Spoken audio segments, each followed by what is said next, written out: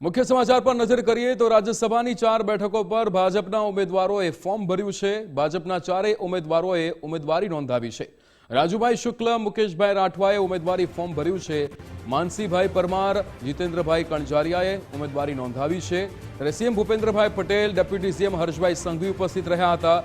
ભાજપના પ્રદેશ અધ્યક્ષ જગદીશભાઈ વિશ્વકર્મા પણ હાજર રહ્યા। રાજ્યના મંત્રીઓ અને ધારાસભ્યોની પણ ઉપસ્થિતિ જોવા મળી છે।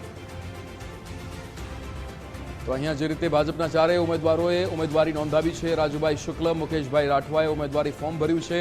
માનસીભાઈ પરમાર, જીતેન્દ્રભાઈ કણજારિયા કે જેમણે અહીંયા ઉમેદવારી નોંધાવી છે। CM Bhupendrabhai Patel, deputy CM Harshbhai સંઘવીની અહીંયા ઉપસ્થિતિ। ત્યારે રાજ્યસભાની ચારેય બેઠકો પર ભાજપના ઉમેદવારોએ ફોર્મ ભર્યું છે। ભાજપના ચારેય ઉમેદવાર કે જેમણે ઉમેદવારી નોંધાવી છે। રાજુભાઈ શુક્લ, મુકેશભાઈ રાઠવા ઉમેદવારી ફોર્મ ભરવા માટે પહોંચ્યા હતા। માનસીભાઈ પરમાર, જીતેન્દ્રભાઈ કણજારિયાએ પણ ઉમેદવારી નોંધાવી છે। ભાજપના પ્રદેશ અધ્યક્ષ જગદીશભાઈ વિશ્વકર્માની પણ ઉપસ્થિતિ અહીંયા જોવા મળી છે। રાજ્યના મંત્રીઓ અને ધારાસભ્યો પણ ઉપસ્થિત રહ્યા હતા। CM Bhupendrabhai Patel, deputy CM Harshbhai સંઘવીની પણ ઉપસ્થિતિ। ત્યારે રાજુભાઈ શુક્લ, મુકેશભાઈ રાઠવાએ ઉમેદવારી ફોર્મ ભર્યું છે। માનસીભાઈ પરમાર, જીતેન્દ્રભાઈ કણજારિયાએ પણ ઉમેદવારી નોંધાવી છે। ભાજપના ચારેય ઉમેદવારો ઉમેદવારી નોંધાવવા માટે પહોંચ્યા હતા। રાજ્યસભાની આ 4 બેઠકો કે જ્યાં ભાજપના ઉમેદવારોએ હવે ફોર્મ ભર્યું છે। ચારેય ઉમેદવારો કે જે અહીંયા ઉમેદવારી નોંધાવવા માટે પહોંચ્યા હતા, જેમાં રાજુભાઈ શુક્લ, મુકેશભાઈ રાઠવા, એની સાથે માનસીભાઈ પરમાર, જીતેન્દ્રભાઈ કણજારિયાએ પણ ઉમેદવારી નોંધાવી છે। ભાજપના પ્રદેશ અધ્યક્ષ જગદીશભાઈ વિશ્વકર્માની પણ ઉપસ્થિતિ, રાજ્યના મંત્રીઓ અને ધારાસભ્યો પણ અહીંયા ઉપસ્થિત રહ્યા છે। એક સાથે ચારેય ઉમેદવારો પોતાના ઉમેદવારી ફોર્મ ભરવા માટે પહોંચ્યા હતા। રાજ્યસભાની આ 4 બેઠકો પર ભાજપના ઉમેદવારોએ ફોર્મ ભર્યું છે। ભાજપના ચારેય ઉમેદવારો ઉમેદવારી નોંધાવી છે।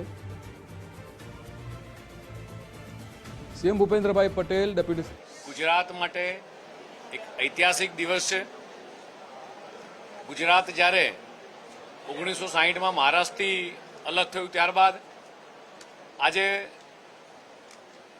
પ્રથમ વખત એવી ઘટના બની રહી છે કે રાજ્યસભાના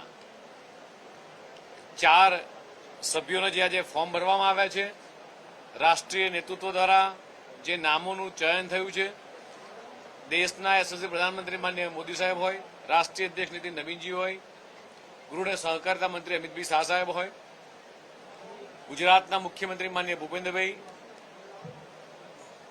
ગુજરાતના નાયબ મુખ્યમંત્રી હર્ષભાઈ અને પ્રદેશ દ્વારા જે 4 નામોનું ચયન કરવામાં આવ્યું છે એવા મુકેશભાઈ રાઠવા, રાજુભાઈ શુક્લ, જીતેન્દ્રભાઈ કણજારિયા, માનસિંહભાઈ પરમાર, આ 4 કાર્યકર્તા જ્યારે રાજ્યસભામાં જશે, આજે 4 સભ્યોએ માનનીય મુખ્યમંત્રી માનનીય હર્ષભાઈ, મંત્રીમંડળના સૌ સભ્યો, ધારાસભ્યો અને મિત્રોની હાજરીમાં આજે જ્યારે ફોર્મ સુપ્રત કર્યા છે, ત્યારે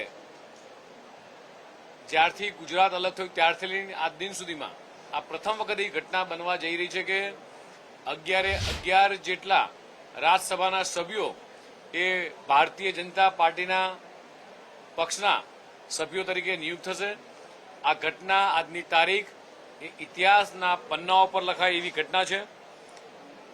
દેશના યશસ્વી પ્રધાનમંત્રી માનનીય મોદી સાહેબના નેતૃત્વમાં દેશ જ્યારે એક વિકાસની હરણફાળ ભરી રહ્યું છે, માનનીય પ્રધાનમંત્રી માનનીય મોદી સાહેબનું જે સપનું રહ્યું છે, વિકસિત ભારત 2047 જે સપનું જોયું છે, આ સપનાની અંદર આ 4 ઉમેદવારો એ ગુજરાતનો અવાજ બની, ગુજરાતની 6.5 કરોડ જનતાનો અવાજ બની અને આ દેશના લોકતાંત્રિક તંત્રની અંદર એ ગુજરાતની પ્રજાના પ્રશ્નોને વાચા આપશે। સાથે સાથે એવું ચોક્કસ કહીશ કે જે માન્ય મહાત્મા ગાંધીજીનું જે સપનું હતું અને જ્યારે દેશ આઝાદ થયો ત્યારે તમે કીધું હતું કે કોંગ્રેસ વિખેરી નાખવી જોઈએ, ત્યારે આજે એ સાચા અર્થમાં એક કોંગ્રેસ મુક્ત એક ગુજરાત બનવાની દિશામાં આગળ વધી રહ્યું છે। સાથે સાથે એવું ચોક્કસ કહીશ કે કોંગ્રેસ માત્ર 12 ધારાસભ્યો આજે એમની પાસે રહ્યા છે, એટલે આજે ગુજરાત કોંગ્રેસ મુક્ત બની રહ્યું છે। મને ચોક્કસ વિશ્વાસ છે કે આ 4 ઉમેદવારો આગામી દિવસોની અંદર એ ગુજરાતનો અવાજ બની અને દેશના યશસ્વી પ્રધાનમંત્રી માનનીય મોદી સાહેબના વિકસિત ભારત 2047નું જે સપનું છે એ ચોક્કસ પાર કરશે. આ ચારે ચાર ઉમેદવારો મુકેશભાઈ, રાજુભાઈ, જીતેન્દ્રભાઈ, માનસિંહભાઈ આ ભારતીય જનતા પાર્ટીના એક પાયાના કાર્યકર્તા હતા. એટલે સામાન્ય કાર્યકર્તામાંથી, સામાન્ય પરિવારમાંથી આવતા કાર્યકર્તા જેણે વર્ષો સુધી એ પાર્ટી માટે કામ કર્યું હોય, પ્રજા માટે કામ કર્યું હોય અને એવા કાર્યકર્તાનું જ્યારે રાષ્ટ્રીય નેતૃત્વએ ચયન કર્યું ત્યારે રાષ્ટ્રીય નેતૃત્વનો પણ આભાર માનું છું. માનનીય મુખ્યમંત્રી, માનનીય નાયબ મુખ્યમંત્રી, આ સૌનો આભાર માનું છું. અસ્તુ.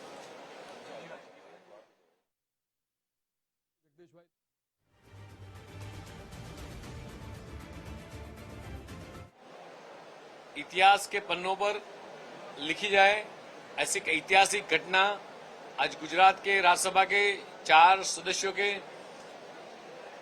फॉर्म भरने की हुई है.